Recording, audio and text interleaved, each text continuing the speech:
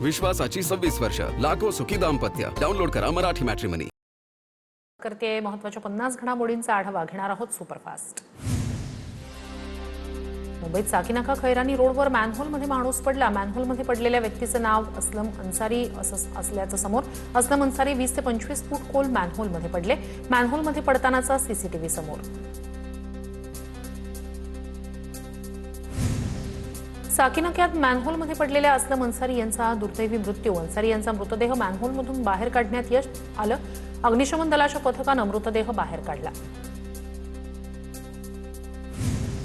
मुंबई महापालिका आयुक्त अश्विनी भिडे यांनी सर्व अतिरिक्त आयुक्तांची तातडीनं बैठक बोलावली.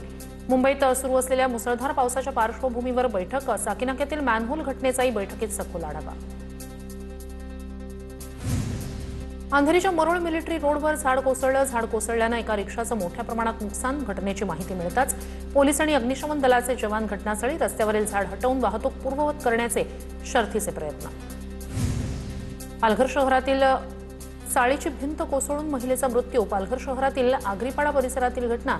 राबिया सय्यद असं 47 वर्षीय महिलेचं नाव भिंतीच्या ढिगाऱ्याखाली दबल्यानंतर उपचारावेळी मृत्यू. मुंबईत मुसळधार पावसाची हजेरी. हवामान विभागाकडून मुंबई, ठाणे, रायगडसाठी ऑरेंज अलर्ट, तर पालघर, पुणे घाटमाथ्याला रेड अलर्ट जारी. काही ठिकाणी मुसळधार पावसाची शक्यता. हवामान विभागाकडून सतर्क राहण्याचं आवाहन. मुंबईला पुढील 4 दिवस मुसळधार पावसाचा इशारा. मुंबईच्या धरण क्षेत्रातही चांगल्या पावसाचा अंदाज. मुंबईत 135 ठिकाणी झाडं, फांद्या कोसळल्याचे प्रकार. घरं आणि भिंती कोसळण्याच्या मुंबई शहरात आतापर्यंत 9 घटना. रायगडमध्ये पावसाची संततधार. अंबा नदीच्या पाणी पातळीत वाढ. रायगड जिल्ह्याला अतिमुसळधार पावसाचा इशारा. जिल्हा प्रशासनाकडून 7 तालुक्यांमधील शाळांसाठी आज सुट्टी जाहीर. जळगावच्या हत्तूर धरणाचे 4 दरवाजे 5 मिलीमीटरनं उघडले. धरणातून 5368 क्युसेक वेगानं पाण्याचा विसर्ग. पावसामुळे पूर्णा आणि तापी नदीच्या पाणी पातळीत वाढ. धरणाच्या पाणलोट क्षेत्रातील पाण्याची आवक वाढली. वाशिममध्ये दमदार पावसानंतर एकबुर्जी प्रकल्पाच्या पाणीसाठ्यात 5% वाढ. त्यामुळे शहरावरील पाणी टंचाईचं संकट काहीसं कमी. नागरिकांना दिलासा. गेल्या 4 दिवसांपासून कोल्हापूरच्या धरण क्षेत्रात दमदार पाऊस. धरण क्षेत्रातील दमदार पावसामुळे नद्यांच्या पाणी पातळीत वाढ. पंचगंगा नदीच्या पाणी पातळीत देखील किंचित वाढ. पंचगंगा नदीची पाणी पातळी 12 फूट 5 इंचांवर पोहोचली. बुलढाणा जिल्ह्यातील काही भागात पुन्हा मुसळधार पाऊस. मेहकरच्या वाघदेव नदी, मोताळ्यातील नळगंगा नदी दुथडी भरून वाहू लागल्या. रायपूर बाजारपेठेत पाणी शिरल्यानं भाजीपाला विक्रेत्यांचं नुकसान. काही भागात मात्र पावसाची अद्याप प्रतीक्षा कायम. साताऱ्याच्या खटाव तालुक्यातील नेर तलावात 56% पाणीसाठा. मात्र तरीही माणखटाव तालुक्यातील गावांमध्ये 77 टँकरनं पाणी पुरवठा. नागपूरसह परिसरात कालपासून सुरू असलेल्या पावसामुळे बळीराजा सुखावला. जिल्ह्यातील पेरण्यांना वेग येणार. पेरणीसाठी मुबलक प्रमाणात पाऊस न झाल्यानं पेरण्या खोळंबल्या होत्या. हजारो कोटी रुपये खर्च करून बांधलेल्या कोस्टल रोडच्या बोगद्यात पाणी. पालिका कर्मचाऱ्यांकडून पाण्याचा निचरा करण्याचं काम. मुसळधार पावसाचा कोस्टल रोडला फटका.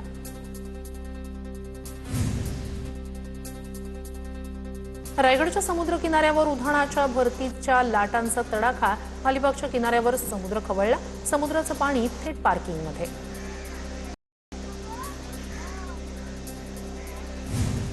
कल्याण शिळी रोड परिसरात सलग दुसऱ्या दिवशीही हा संपूर्ण परिसर जलमय. पाण्यातून मार्ग काढताना वाहन चालकांची मोठी कसरत. डोंबिवली MIDCतून जाणारा सर्व्हिस रोडही जलमय झाल्यानं वाहन चालकांना मोठा फटका. कोल्हापूर जिल्ह्याच्या पश्चिमेतील तालुक्यांमध्ये 2 ते 3 दिवसांपासून पाऊस. गगनबावडा, राधानगरी, शाहूवाडी तालुक्यांमध्ये जोरदार पाऊस. धरणांच्या पाणी पातळीतही वाढ. पाऊस पडत असल्यानं पेरण्यांच्या कामाला वेग. जळगावच्या अंमळनेर तालुक्यात जोरदार पाऊस. पावसामुळे शेतात पाणी साचल्यानं कापूस पिकाचं नुकसान.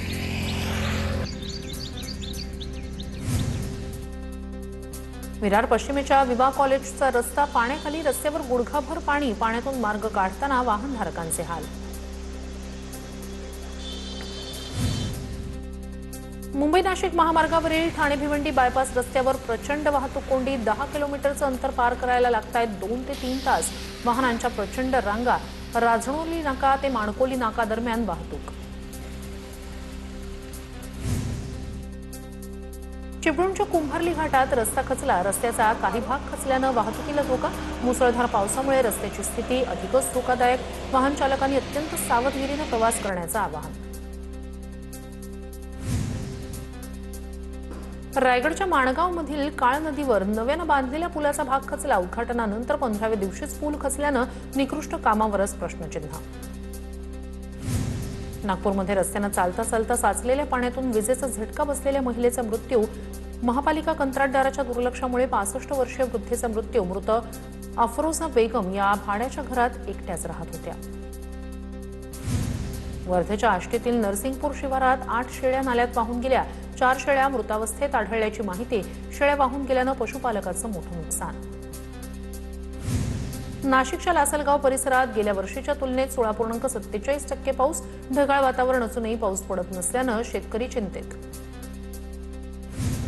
राज्यात सर्वत्र पाऊस सुरू असताना भीमाशंकर पट्ट्यात पावसाची प्रतीक्षा कायम. चासकमान धरण अद्याप कोरडं ठाक. बीडच्या साबलखेडमध्ये पाणी टंचाईमुळे महिलांचा ग्रामपंचायतीवर हंडा मोर्चा. तातडीनं पाणी पुरवठा सुरू न केल्यास अहिल्यानगर आष्टी मार्गावर रास्ता रोको करण्याचा महिलांचा इशारा. मुंबई गोवा महामार्गावरील अपघातांविरोधात खारपाडा टोल नाक्यावर आंदोलन. महामार्गाचं काम अपूर्ण असतानाही टोल वसुली सुरू असल्यानं नागरिकांचा संताप. अधिक गुणवत्तापूर्ण काम करा, नंतरच टोल घ्या, आंदोलकांची मागणी. जळगावच्या सराफा बाजारात सोन्या चांदीच्या दरात मोठी उसळी. सोन्याच्या दरात 3,000 तर चांदीच्या दरात तब्बल 8,000ची वाढ. सोन्याचा दर 1,47,290 वर तर चांदी 2,39,990 रुपयांवर पोहोचली. सांगलीत गणेश मूर्ती व्यवसायाला महागाईचा फटका. यंदा गणेश मूर्ती 20 ते 30% महागणार. मूर्तीच्या सजावटीसह रंगकामही वेगानं सुरू. पाऊस पडून अवघे 3 दिवस झाल्यानंतर मीरा भाईंदरमधील रस्त्यांची चाळण. रस्त्यांच्या दुरवस्थेवरून काँग्रेसचा सत्ताधाऱ्यांवर हल्लाबोल. खुर्ची आणि दगडावरून काँग्रेसच्या सिद्धेश राणे यांची सत्ताधाऱ्यांवर बोचरी टीका. अमरावतीत स्मार्ट मीटर विरोधात प्रहार संघटनेचं महावितरणच्या मुख्य कार्यालयासमोर ठिय्या आंदोलन. स्मार्ट मीटरमुळे ग्राहकांना जादा वीज बिलं येत असल्याचा आरोप. स्मार्ट मीटर बसवणं थांबवावं, अन्यथा तीव्र आंदोलन करण्याचा इशारा. पुण्याच्या खडकीत विस्फोटक निर्माणीतील कर्मचाऱ्यांचं धरणं आंदोलन. केंद्र सरकारच्या धोरणांविरोधात कर्मचाऱ्यांकडून घोषणाबाजी.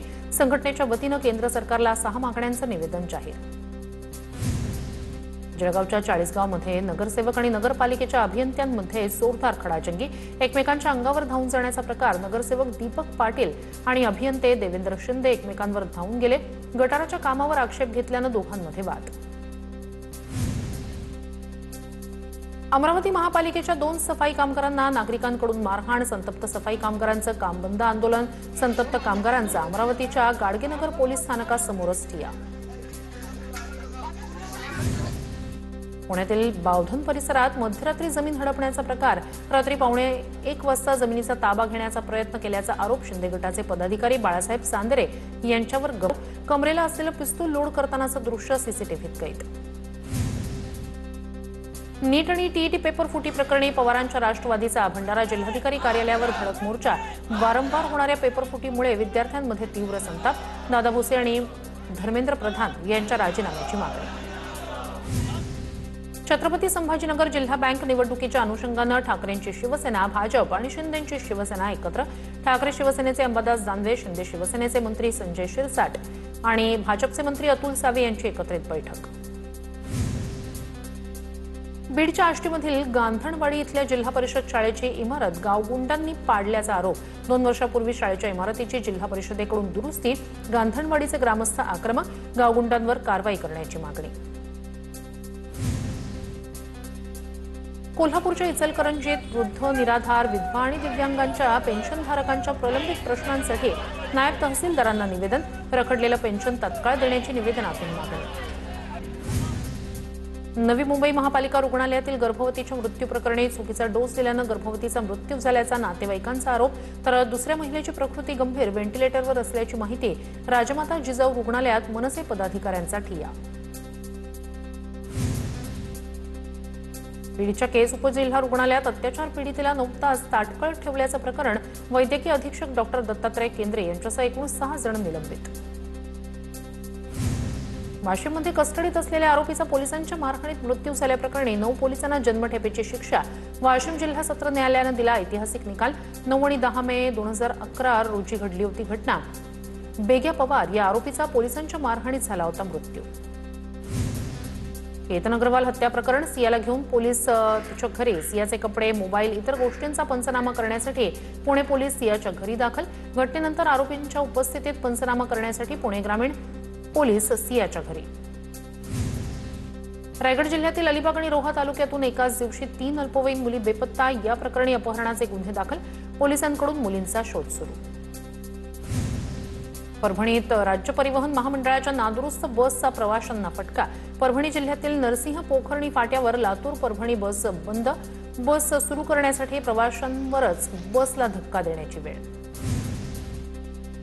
रत्नागिरीतल्या शिळगावात 2 एसटी बसेसची समोरासमोर धडक। अपघातात बसमधून प्रवास करणारे 11 शाळकरी विद्यार्थी जखमी। विश्वासाची 26 वर्ष लाखो सुखी दाम्पत्य डाउनलोड करा मराठी मॅट्रिमनी।